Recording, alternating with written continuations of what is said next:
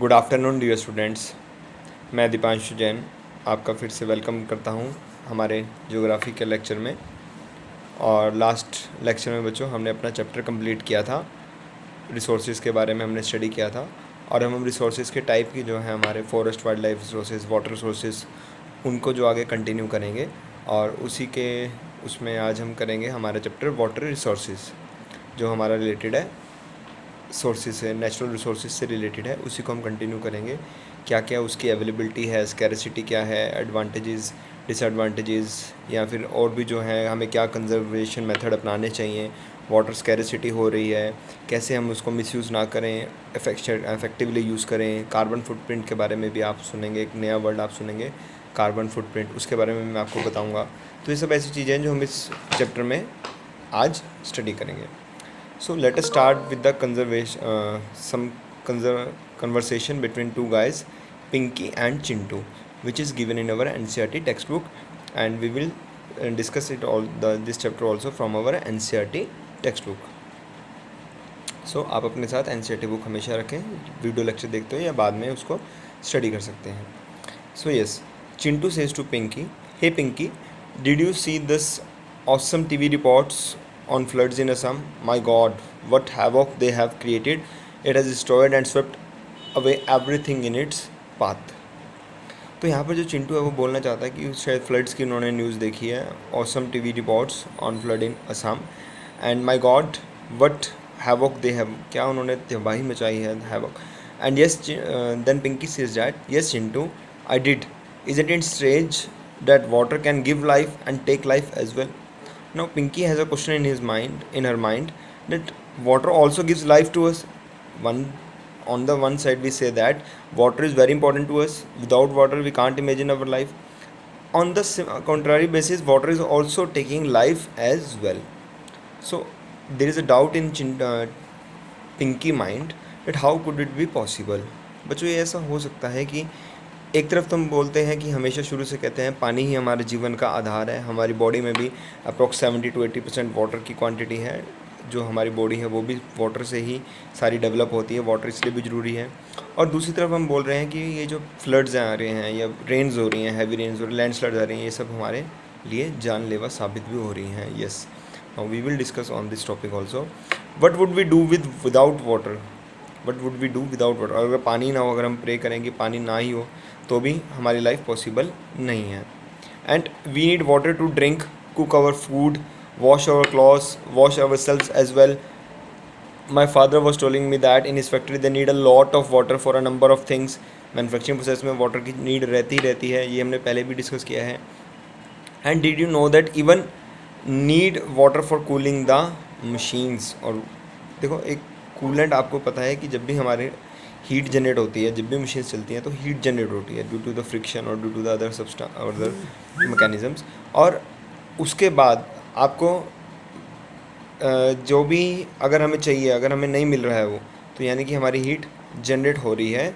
इसका मतलब है हमें वाटर चाहिए था वहाँ पर, कूलिंग के लिए भी वाटर प्रोसेस में चाहिए।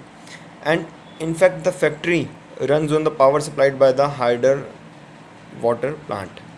और फैक्ट्री में जो इलेक्ट्रिसिटी आ रही है वो कहाँ से प्रोड्यूस हो रही है? हाइड्रो इलेक्ट्रिसिटी, मीन्स डैम्स के थ्रू प्रोड्यूस हो रही है, जो कि वाटर पे ही बेस्ड है।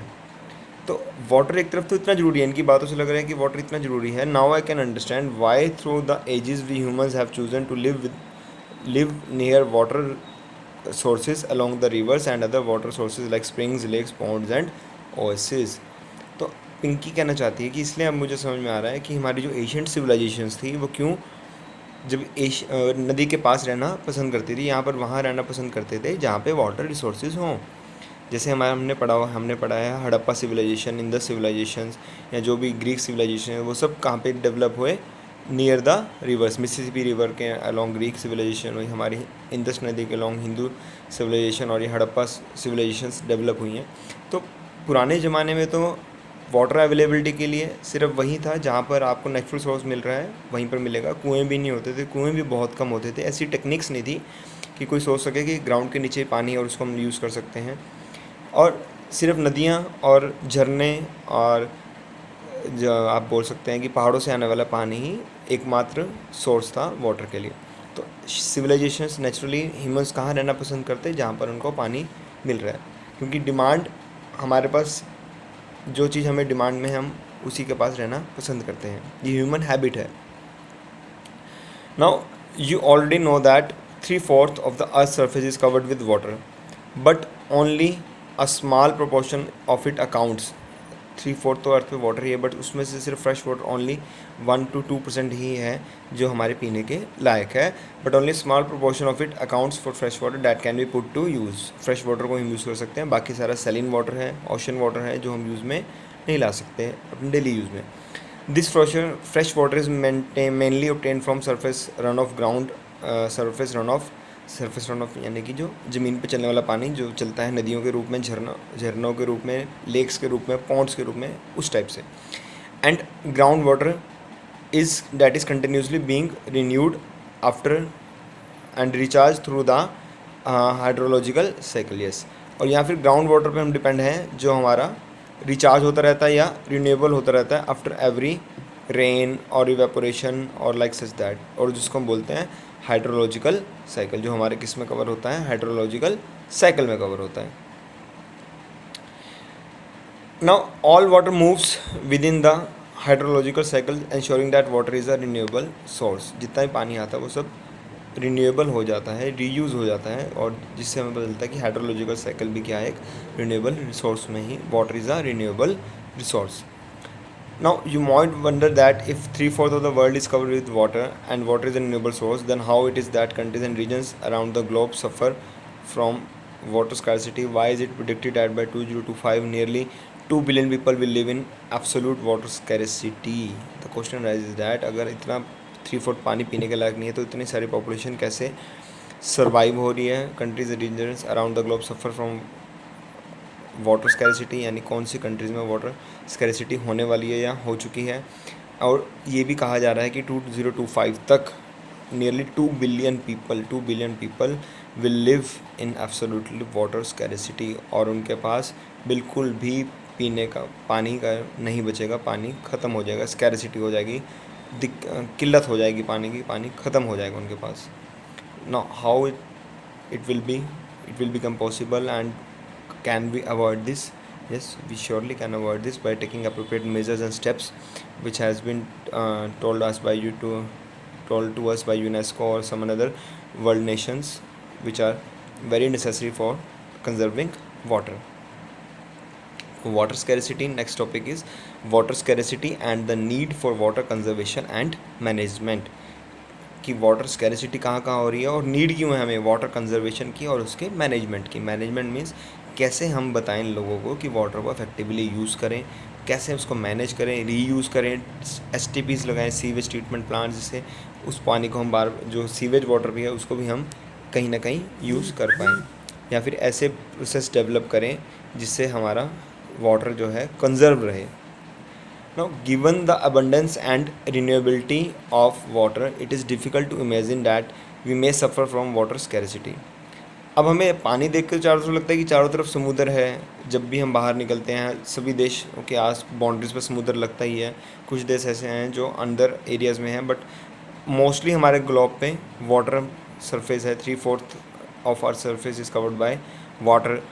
And how can we imagine that we may suffer from water scarcity? The moment we speak of water shortages, we immediately associate with regions having low rainfall or those that are drought prone. देखो बच्चों, जो पानी rainfall वाला है वो भी पीने के लिए है, वो भी हमारा फ्रेश वाटर सोर्स में आता है.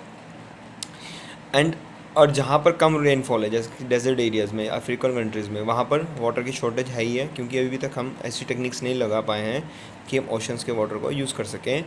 And we immediately associate with, जैसे हम सोचते हैं कि वाटर शॉर्टेज के बारे में, तो हमें एकदम से वो एरियाज़ ध्यान आते हैं जहाँ पर बारिश बहुत कम है, और दोज दैट आर ड्रॉट, और ऐसे एरियाज़ ध्यान में आते हैं जहाँ पर हमेशा सूखा पड़ता है. अगर हम इंडिया की बात करें तो लास्ट ईयर हमारे महाराष्ट्र के कुछ एरियाज़, तमिलनाडु में चेन्नई, जहाँ पर पीने का पानी की शॉर्टेज हो गई थी, पीने का पानी बिल्कुल ख़त्म हो गया था, कुएँ भी सूख गए थे, ऐसा रियलिटी में हुआ था. और फिर हमारे गवर्नमेंट ने ट्रेन्स के थ्रू वाटर की सप्लाई वहाँ पर पहुँचाई थी, सुनिश्चित करी थी. We instantaneously visualise the deserts. एकदम से हमारे माइंड में क्या आता है, डेजर्ट्स आ जाते हैं राजस्थान के. Women balancing many matkas, earthen pots use for collecting and shortage water की एक तस्वीर आ जाती है मन में कि हमने एड्स में भी कहीं देखा है कि महिला, एक लेडी जो है 4-5 मटके अपने सर पे बैलेंस करके चल रही है, पानी दूर दूर से लेके आ रहे हैं।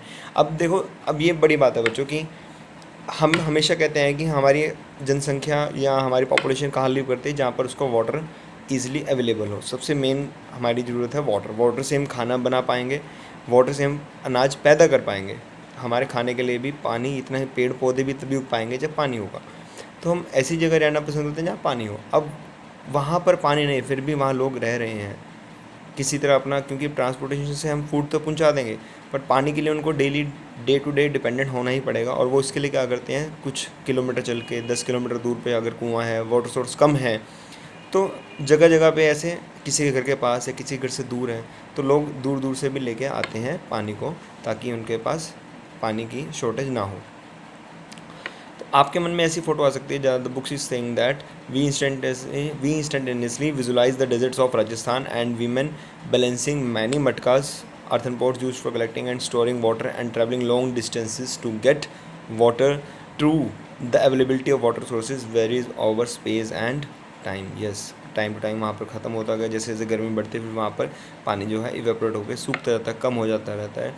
And mainly due to the variations in seasonal and annual precipitation, कभी बारिश आ गई कभी नहीं आई। But water scarcity in most cases is caused by over exploitation.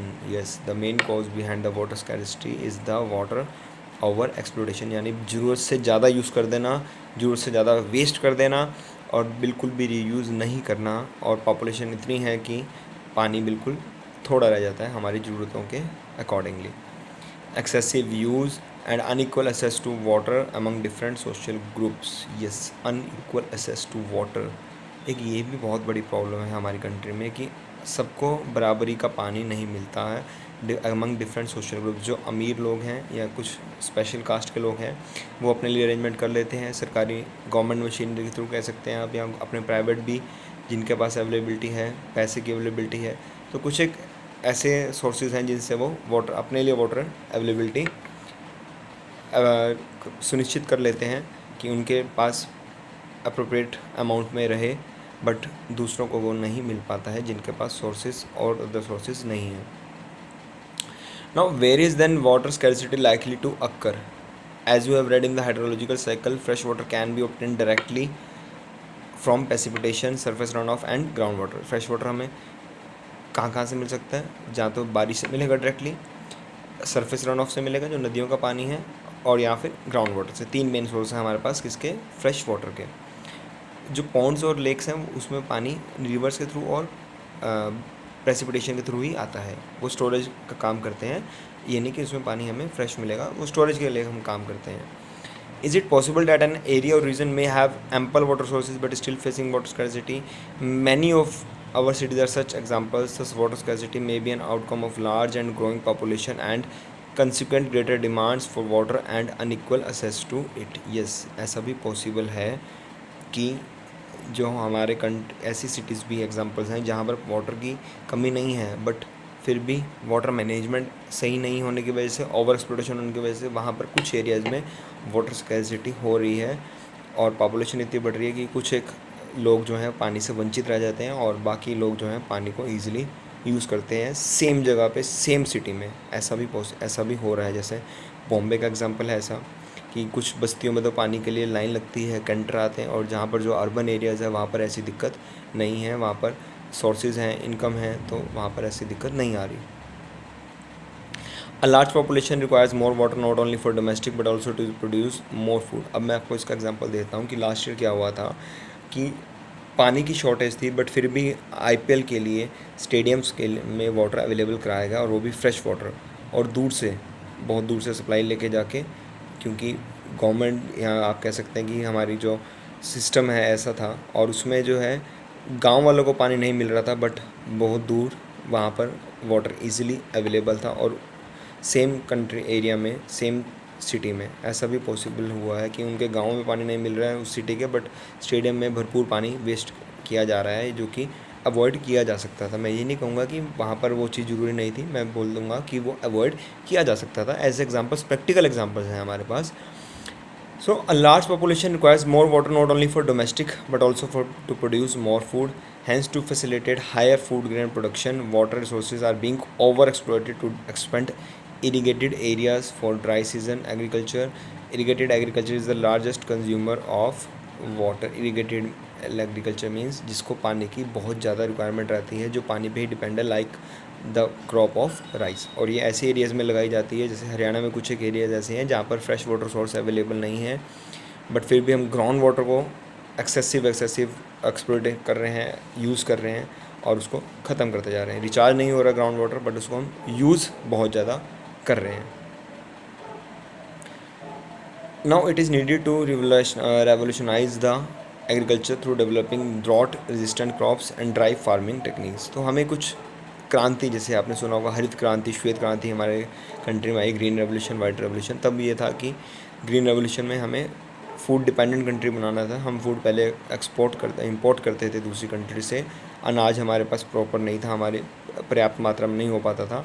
फिर उसके बाद ग्रीन रेवोल्यूशन हुआ, जिससे कि हम डिपेंडेंट हो गए, सेल्फ डिपेंडेंट हो गए ग्रेन्स के मामले में और फूड ग्रेन्स और क्रॉप्स के मामले में। Now it is needed to revolutionise the agriculture through developing drought resistant crops, जो सूखे को बर्दाश्त कर सके, ऐसी फसलें लगाएं जो पानी कम मांगते हैं, बाजरे की, मक्के की, एंड ड्राई फार्मिंग टेक्निक्स जिनमें पानी ज़्यादा नहीं देना पड़ता। You may have seen many television advertisements that most farmers have their own wells and tubewells in their farms for irrigation to increase their produce. But have you ever wondered what this could result in? I will discuss it later. First I am discussing the figure 3.1, which shows the water scarcity of some cities. Now first figure is given, water everywhere. A child is collecting water from the a nearby tap, but the tap is surrounded by the floody water all over. एक बच्चा जो है पानी लेना चाहता है, but आसपास, और ये फ़ोटो आई थिंक बॉम्बे की है, पूरा एरिया फ्लडेड है, पानी चारों तरफ है, बट वो पीने का नहीं है, और जो टैप वाटर है उसमें से पानी नहीं मिल रहा है। Not a drop to drink. Water everywhere but not a drop to drink. पानी हर जगह है, बारिश हो चुकी है, बरसात का पानी इकट्ठा हो गया, बाढ़ आई हुई है, बट पीने का पानी नहीं है। तो आप सोच सकते हैं, ये एग्जाम्पल दिया था हमने कि ऐसा भी हो सकता है कि पानी हो बट पीने को ना मिले। So after a heavy downpour, a boy collects drinking water in the figure is from Kolkata. Life in the city and its adjacent districts was paralyzed as an incessant overnight rain. रातों रात इतनी भारी बारिश हुई, and its records are 180 mm. 180 mm बारिश अपने आप में मायने रखती है। About 180 mm means about 130 around 6 feet rain. 180 mm, that is a very huge amount. Flooded vast area and disrupted traffic. Next figure is from a Kashmiri earthquake survivor carries water in the snow in a devastated village.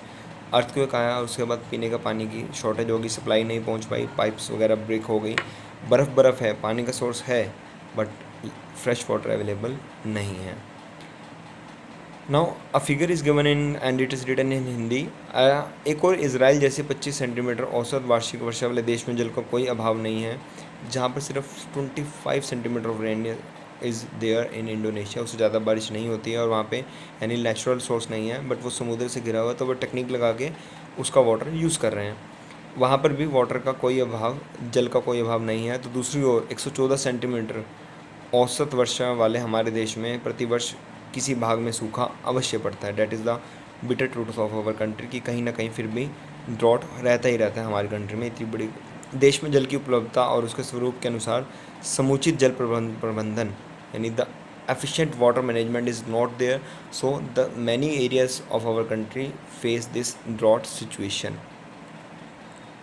And वर्षा का जल नदी नालों में तेज़ी से बहकर समुद्र में चला जाता है और वो वेस्ट हो जाता है। हमारे पास उसको मैनेज करने के लिए, कंजर्व करने के लिए मेथड्स नहीं हैं, जिससे वर्षा के बाद के लगभग 9 महीने देश के लिए पानी की कमी के होते हैं। ये मूल कारण है देश में जलीय अभाव के, जिसे हम उचित प्रबंधन के द्वारा ही नियंत्रित कर सकते हैं। That it can be controlled by the effective water management. यानी it means to say that we have a very vast rainfall approx 114 centimeter, but still we are facing the drought conditions in many parts of country due to the fact that the rainwater which goes directly into the sea through many rivers and we are not able to conserve it, and this is due to the poor or lack of water management sources.